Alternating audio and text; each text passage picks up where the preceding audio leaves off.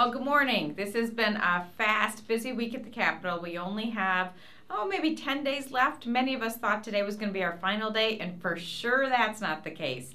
In the end, you think you're just this close to agreement, and then this close becomes this far, and that's sort of where we've been. We started meeting in our Finance Conference Committee a week ago, and believe it or not, we still don't even have what we call targets, where we know what each area of our government has to spend, because the House is in one place, the Senate's in another place, and the governor's in another place. So I can't really fill you in on that. What I'd like to do with my time is tell you about some of the intricate wrangling that's going on and where I stand about them. So medical marijuana, that's been front page for many days. The House went with a very small bill where they want to study the use of medical marijuana.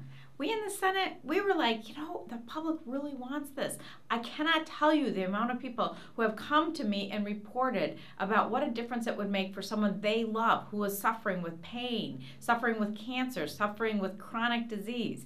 And so we in the Senate took a very strong position, and we said we want it controlled. We want to make sure that those who use it with a doctor's prescription. We laid out how many places could be selling the prescribed medicine. It's difficult because you can't go get it at a pharmacy because it's not authorized at the federal level. But yet the federal level has said they're going to pretty much turn a blind eye if the states want to do it. Is that dysfunctional or what? So obviously we should have a federal solution. In the absence of that, we in the Minnesota Senate think we should make this available. Are we going to be the next Colorado? I don't think so. That's not even being discussed in Minnesota. We're talking about medical marijuana. We took a very narrow approach. Unfortunately, the governor early on said he wasn't going to sign a bill if law enforcement was very upset about it. Because of that, the House went with a much more narrow version. Will we prevail in the Senate? I don't know. The House, the governor, we might not, but just wanted you to know where I stood on that. Next thing, e-cigs. We put e-cigs in the same category as cigarettes and said it's part of the Clean Indoor Air Act, so that when you go to a restaurant, you're not going to be sitting next to somebody with an e-cig. We did that because we think, in fact, it could harm you just like cigarettes do. I felt very strongly about that. I supported that stand. Again, the House didn't take such a strict approach with regard to e-cigs, and so we don't know how that will turn out. Lastly, last night we had a very controversial bill up.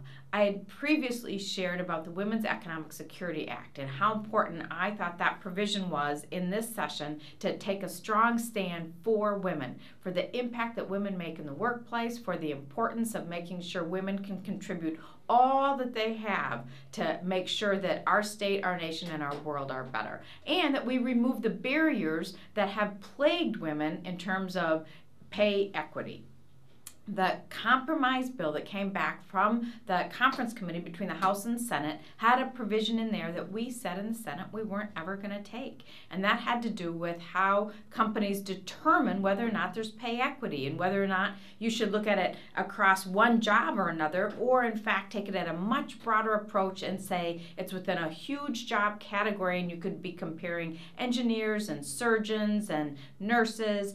And I'm not saying you would be compared in that way, but you could be, and the default would be the Commissioner of Human Rights could in fact audit a company and say you do not have pay equity. I thought that was not a wise approach. I worked very hard to get my colleagues to join me in sending that bill back to the conference committee so that we could tighten up that language. I thought that we actually had the votes to do that, and at the very last second, one of my colleagues who had been wanting to do that changed his mind, and so literally the last hair of a second, the vote changed, and we ended up with the bill we have. I voted for that bill because, again, I am proud to be a strong supporter of the Women's Economic Security Act. So that's enough for now. Thanks very much for tuning in. Have a great weekend.